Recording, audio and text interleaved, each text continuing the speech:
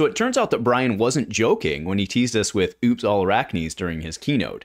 And after an exciting week waiting each day for that Arakni to drop, we now not only know how the newest Arakni will work, but we have a full reveal of the Brood. A huge shout out to our channel members for supporting what we do here. If you want to get involved with the channel and the Dice Commando community, please consider joining as a channel member. Remember, these videos are only possible with your support. You can show that support with a like, a subscribe, and by leaving us a comment and sharing your feedback. Community first, and go Commando. Hey there, my Flesh and Blood friends. Welcome back to the channel, and thanks for tuning in here on your Flesh and Blood Monday, the final Monday actually before we head into the holiday season. So before we get into the Arachnes and the gore and the backstabbing and the knife flicking and all that, I did want to just take a moment and wish you and your loved ones a good holiday season, right? Whatever you choose to celebrate or don't, it's always this time of year that's good to, pause and reflect on what we have that's going well, and the fact that, we can come together in the flesh and blood or whatever it may be to enjoy this. And again, it's just a game, it's just a small part of our lives. It's an important part of our lives for many of us, but, glad to have you all here. So again, happy holidays. All right, so big week. I really enjoyed this week. Basically, there was some days I was like tick tock, waiting for it to come out, basically the same time each day. So what I want to do today, we're going to talk about the newest Arakni and the Brood, and we'll kind of go through the spoilers, reveals, and then talk all about it. Okay, so this all kicked off with Arakni Marionette. So your attacks with stealth that are attacking a marked hero get +1, and when this hits, this gets go again. Now, at the beginning of your end phase, if an opponent is marked, you become a random agent of chaos. So that happens at the end of your turn. Now, let's put this in context of being marked, right? So certainly we don't know how easy or difficult it will be based on what we're seeing here. The fact that you're in theory wanting to do this every turn, one would have to assume that you're going to have a lot of ways to mark your opponent, because your opponent is only marked until you hit them, right? That's the way that marked works. So in order for your opponent to be marked, you either had to have not done damage to them or have to replace the marked effect when you're hitting them and doing damage, right? So I think it's fair to assume that there's going to be many ways with which to, let's be honest, there's probably a bunch of stealth cards that when you hit them, they can mark them, right? Or a pump that does it, or attack reactions that do it, something to that effect, okay? Now, as we mentioned, at the beginning of your end phase, you roll the dice and you become somebody else.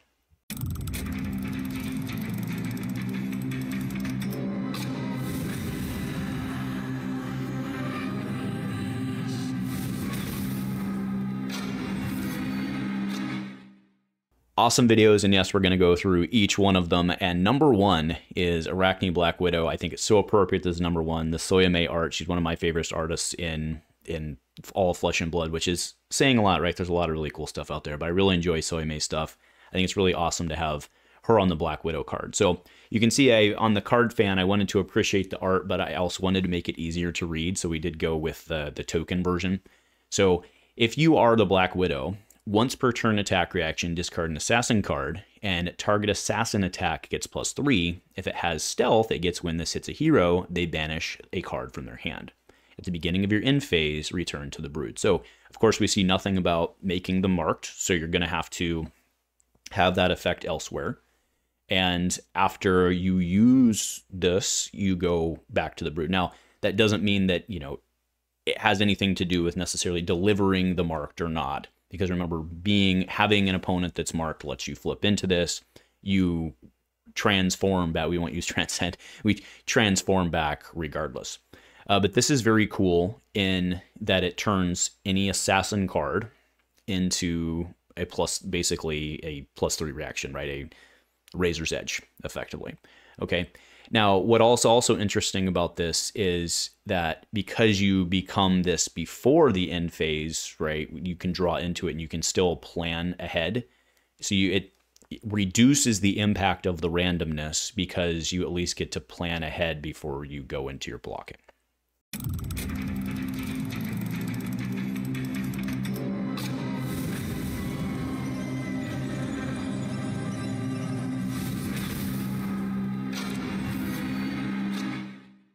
So next up, we have Arakni Funnel Web, and this is once per turn attack reaction. Discard an assassin card, right? Consistent theme. Target assassin attack gets +3. If it has stealth, it gets, when this hits a hero, banish a card in their arsenal. Okay, so effectively the same thing that we had already just seen, except a different effect on this one, right? Instead of going from their hand, it's from their arsenal. Okay, and at the beginning of your end phase, then move back, right? We'll see this on each hero.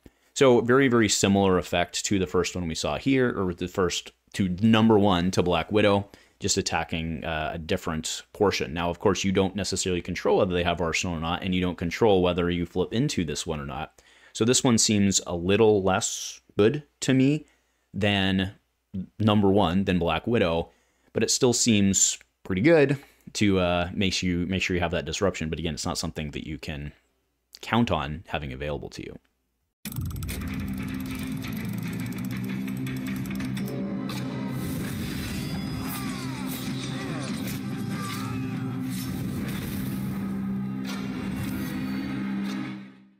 Now, number 3, Arakni Orb Weaver. This is where things start to get interesting. The first two were very similar to each other. This one's different. So your Graphene Shillelagh costs you 1 less to activate. This is very clearly, from the context of this card, going to be probably a dagger, I would assume.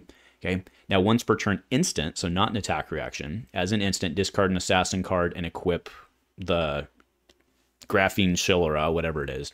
And your next attack with stealth gets +3. Okay, so it appears that you're going to be equipping weapons. That's my guess here. We'll see. We'll see as soon as that comes out, and hopefully it's not. Again, as time of me shooting this, I haven't seen it. Hopefully we do know what it is by the time that this comes out, so that we can put it in context. But either way, this one's very interesting because unless again, we don't know what the Cintauri do, right? To be completely fair there, but you could, in theory, build the board with them. And it actually, you know what, I'm catching this now. It doesn't say equip into an open spot, actually, unless that's just built in to the rules that you can't do that already, right? It means it goes without saying. Actually, that's interesting. It doesn't say into an open slot. Let me know in the comments below if you think that matters or not in terms of kind of where we're going with this. But this is very interesting because, I mean, it says 1 less to activate. It does imply to me that it's some sort of attack, but maybe not into an open slot. That's very interesting.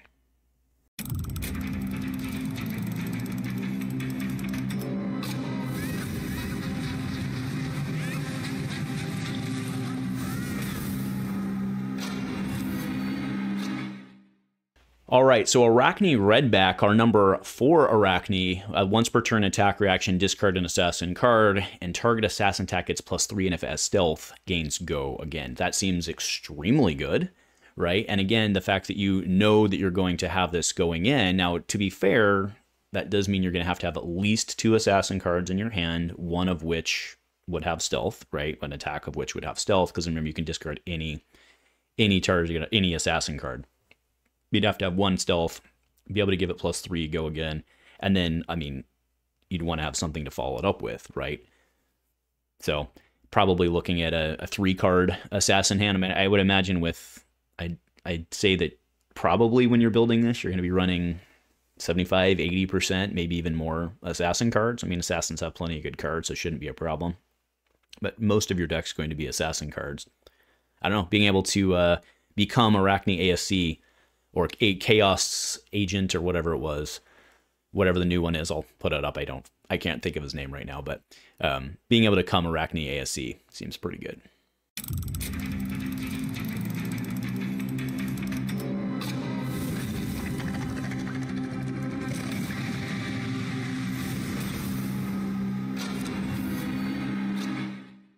All right, number 5, the Tarantula is so good. I think it's pretty good, right? So whenever a dagger you own hits a hero, they lose a health. Well, remember, Flick Knives is considered a hit, right? So it doesn't even have to be a dagger attack that this is happening on. Or even better, right? You can come with your dagger. Maybe they blood, right? I mean, let's just say Spider's Bite for the sake of argument, right? Come with Spider's Bite. It has go again. Then you go into an attack, and you can, or you do another dagger and you give it +3 on the attack reaction. Then you flick the other one. This one's has some pretty good potential. right? Concealed Blade's looking real good on this one to be able to flick the knives and bring them back and do that thing. Arakni Tarantula looks super fun.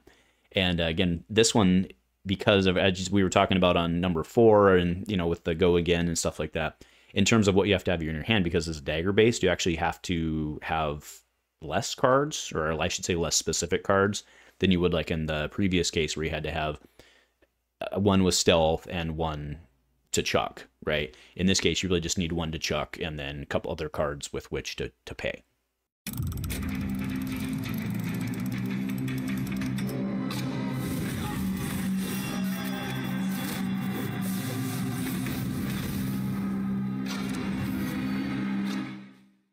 Right, Arakni Trapdoor, the Trapdoor Spider, which is very cool, and shout out to Billy. He called very early on. He's like, one of these is totally going to have something to do with traps, and he did call it, so nicely done, Billy. But so when you become this, you can search your deck for a card, banish it face down, then shuffle. If it's a trap, play it until the start of your next turn, right? So because that's all maze, the only reason you would do that is if there's traps.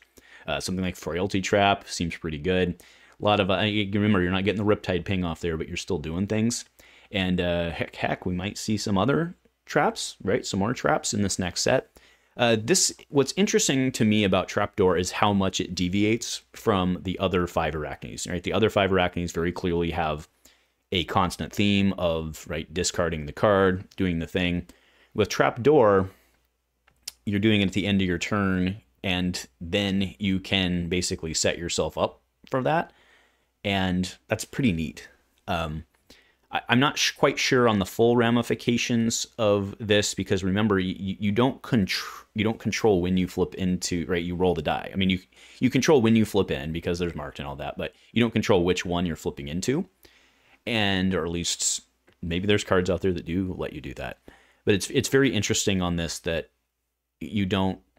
Yeah, very, very, very interesting, and we'll see how the big kids end up liking the randomness and the element of chaos in all of this. I think it's going to be extremely well received by much of the community, but we'll see how it's like I said, received at the higher level, and we'll see how it all comes out. So, all right, now that we've talked about all 6, let's talk about the strategy altogether. I think this is going to be super fun to play.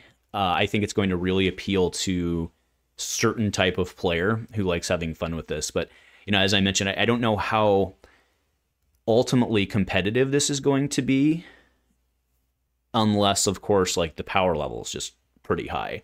But we've pretty consistently seen that, you know, stealth cards roughly follow, and to be fair, they've all been zeros at this point. I believe all of the stealth cards have been zeros. I believe that to be a true statement. But that doesn't have to be that way, right? And at some point, like, we have all the stealth cards from Outsiders, we have all the stealth cards from Mistveil, we have more stealth cards coming here. There's really no reason not to think that you could have 1-cost, 2-cost stealth cards, I suppose. I mean, it makes more sense probably thematically for them to be zeros on the like 0, 3, 2, 1 curve with some effect. But at some point they start running out of stuff to do. You know, the way that they were able to differentiate between the Outsiders ones, which were, you know, pretty in line kind of with the theme of that set of either delivering the tokens or kind of doing something that kind of interferes with your opponent, whereas in the Mistveil stealth cards, we're all really doing like the banish thing. And what's also going to be interesting to see here is if, and this is a big if they finally kind of cross that line with stealth and contract. Because right now, we really haven't seen much contract stuff come out since Dynasty. In fact, isn't the only one already dead? I think that to be true.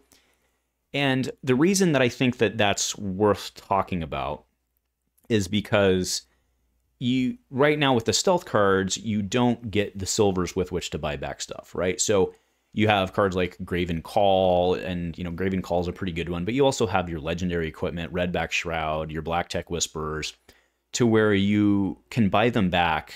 But by and large, the only contract cards we're consistently seeing is obviously Leave No Witnesses, because it's really good. We see Surgical Extraction quite a bit, but those are really the only ones we see. So I do wonder at some point if there becomes crossover on contract, and I don't know how that ends up looking with also having cards that mark things, right? I mean, we were talking about earlier, just a little bit ago, we were talking about how, the Outsiders did one thing, the Mistveil did one thing. What would make these unique? Well, I think the answer's delivering marks, right? Seems to make sense to me. Because again, when you hit them, the mark falls off, and in order for you to do what you want to do and play this hero the way in theory you want to, needs to be marked. So it'll be interesting to see if it's all marked focused, or if it's like, your lace with series instead is like your mark with series or something like that. But can we work in contract somehow? Can the contracts mark people? It seems likely that there's a play there. I mean, at least thematically, like if I have a contract on someone, they should be marked, right? But, or, we could see like a nimbleism that's like, the next card gains contract, or you're contracted to do, actually that's something. But again, I would like to see us to be, because right now there's not a lot of ways to make the silver that you need to do that. So that'll be very interesting to see how that fits in. Let me know below what you think. Let me know in the comments what you think about kind of that fringe theory crafting there with, will we see contract in this set or not? Will the silver stuff be any good or not? All right, next up, I really appreciate, again, with the exception of Trapdoor Spider, I really appreciate how they were able to, within the high variability of this archetype, they were able to mitigate it by having it be, right, discard a card to do the thing. Because functionally, again, yes, going in to the turn who you're going to be, and how you can use your cards to maximize that. But over the course of a game, you're going to be able to build your deck successfully to know that I'm going to have, some number of assassin cards to be able to use as fodder effectively. Now, you can't control necessarily in the moment what type of fodder they're being used for, but you have to have them. So I really appreciate that in terms of managing the chaos, I suppose, right? Making it a little easier to manage the chaos. And then for Trapdoor Spider, I find it very interesting because, you're going to want to run traps. Otherwise, you basically has been blank. But like, you're not going to run probably like 9 traps because, again, you may never flip into them over the course of a game. So I think you're probably running maybe 1 set of traps, maybe 2 set of traps, right? I think Frailty Trap's always really good because it's effectively a 0 for 4 in many situations. And especially in a set where it looks like we're going to see, and again, I'm not saying you tech just for the other 2 heroes, but there's going to be no lack of weapon go again in this set, probably with small little stabs. So Frailty Trap looks pretty strong. I actually wouldn't be surprised if it gets reprinted, actually.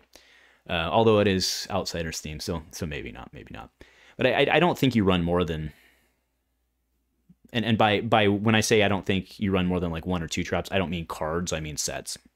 So I think you'd run like Frailty Trap, maybe something else. There's probably traps coming out in this set that we could do, but you're not going to completely load yourself up with traps because, to be fair, if they're assassin cards, they could be then discarded offensively to feed this. So that is fair. I'll grant that, to be able to use offensively, I suppose, which is neat. But yeah, I think probably you're at 1 or 2 sets because I think you're still going to want to run good stuff like Sync, right? So anyway, very interesting. A lot of places to go on this. I can't wait for the rest. I really can't wait for, because most of them are probably going to be commons and stuff, so we'll actually start to get to see those early. So I'm really excited to see how the new breed of stealth card looks like and what it does. Is it contract? Is it marked? Probably both, maybe all of the above. So anyway, that'll do it for today. This was very surprising to me, right? That this was a thing. It feels very not flesh and blood, and I don't mean that in a negative way. It's a very big deviation from what we've seen before in terms of introducing quite a bit of variability into the game that inherently minimizes it for the most part, right? And it's intentional, it's cool, it's going to be really fun, but I can also see situations in which folks won't like it because it's not fundamental. But hey, we've got a whole whole wide world of people to appeal to. So anyway, folks, thanks for joining. Let me know below what you're excited about. Which one's your coolest, favoritist spider? Tarantula spider looks pretty good. I'm hoping to roll lots of 4s. So anyway, folks, thanks for joining. Again, reminder, happy holidays and go Commando.